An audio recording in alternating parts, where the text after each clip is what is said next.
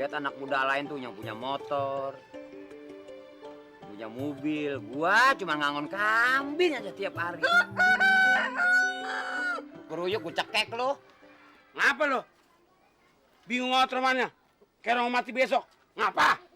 Gimana saya kagak bingung, Bang. Abang kan tahu saya pacaran sama si Rokaya tuh udah lama banget. Herannya saya, ngapa Pecekil kagak mau nerima saya sebagai mantunya? Lo? Iya.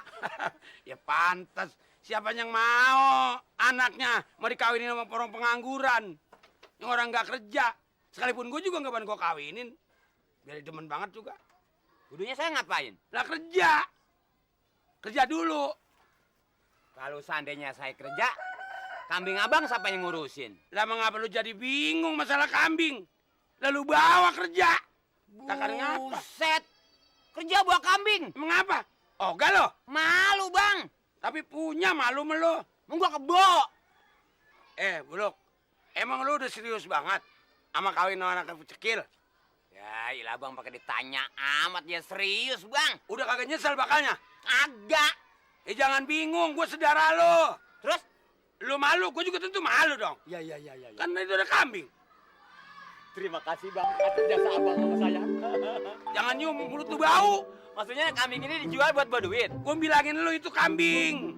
Emang siapa kata kebo? Iya, maksudnya itu nanti gue jual. Buat lu kawin. Cuman pada waktu kawinin bentaran gue bisa. Nanti kesono ini anak orang lu umpanin apaan? Ya salahnya kerja dulu lo. Lah ngapa makin meningkat begitu?